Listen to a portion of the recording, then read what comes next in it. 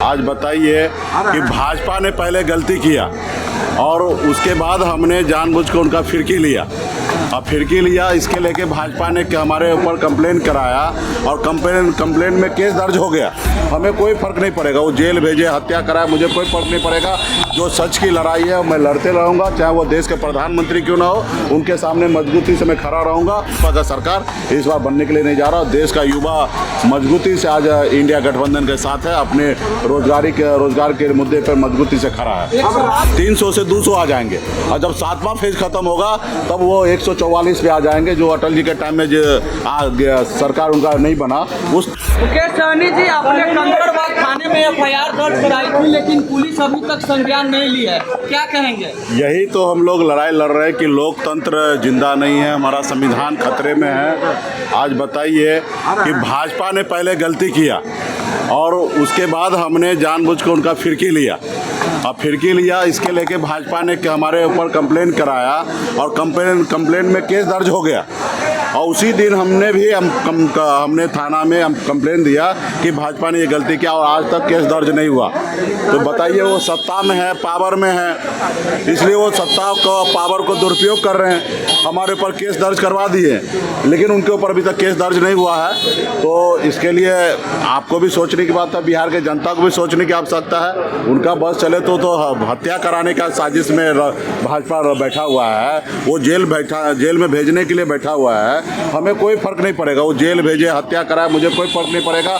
जो सच की लड़ाई है मैं लड़ते रहूँगा, चाहे वो देश के प्रधानमंत्री क्यों ना हो, उनके सामने मजबूती से मैं खड़ा रहूँगा और हमारे देश के संविधान के लिए मजबूती से हम खड़ा रहेंगे और लड़ाई लड़ते हैं।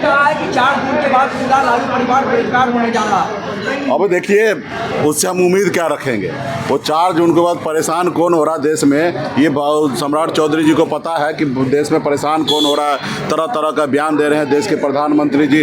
बिहार में आके 12-12 सभा करना पड़ रहा है, देश के प्रधानमंत्री जी को रोड पे उतरना पड़ रहा है। तो ये सब चीज़ पता है उनको। 4 जून को पता चल जाएगा कौन बेरोजगार होगा, कौन सत्ता में रहेगा। 4 तारीख को निश्चित तौर पर उनको जानकारी मिलेगी। ममता बनर्जी ने कहा है कि अगर इंडिया अलायंस की सरकार बनेगी तो हम पीछे से बाहरी समर्थन का ऐलान उन्होंने कर। नहीं तो ठीक है ना, देखिए भाजपा के साथ तो वो जाएंगे नहीं और हमारी सरकार बनेंगे और हमको हमारे इंडिया गठबंधन को समर्थन देंगे, तो इसके लिए तो अच्छा ही बात है। ये तो क्या स्पष्ट है ना कि उनको भी पता चलने लगा कि हमारी सरकार अभी बनेंगे और वो समर्थन देने के लिए तैयार हो गए।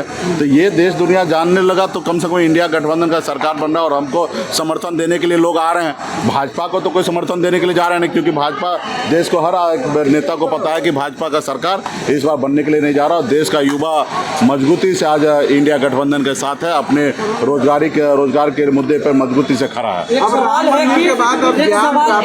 है कि बीजेपी के नेता 400 का नारा लगाते थे कि इस बार 400 पार, लेकिन चिराग पासवान कल सभा में बयान देते हुए कहा कि 300 पार। तो इस बयान की क्या? अभी देखें ना, अभी 4 फेज का ही चुनाव हुआ, 400 से 300 पे आ गए और अभी 3 चुनाव फेज और बाकी है। देखिएगा 2 फेज और ख़त्म हो जाएगा। जब 6ठा फेज ख़त्म होगा तो 300 से 200 आ जाएंगे और जब 7वां फेज खत्म होगा तब वो 144 पे आ जाएंगे, जो अटल जी के टाइम में जो सरकार उनका नहीं बना, उस लेवल पे आके ये 150 के अंदर में रह जाएंगे। बहुत बहुत धन्यवाद।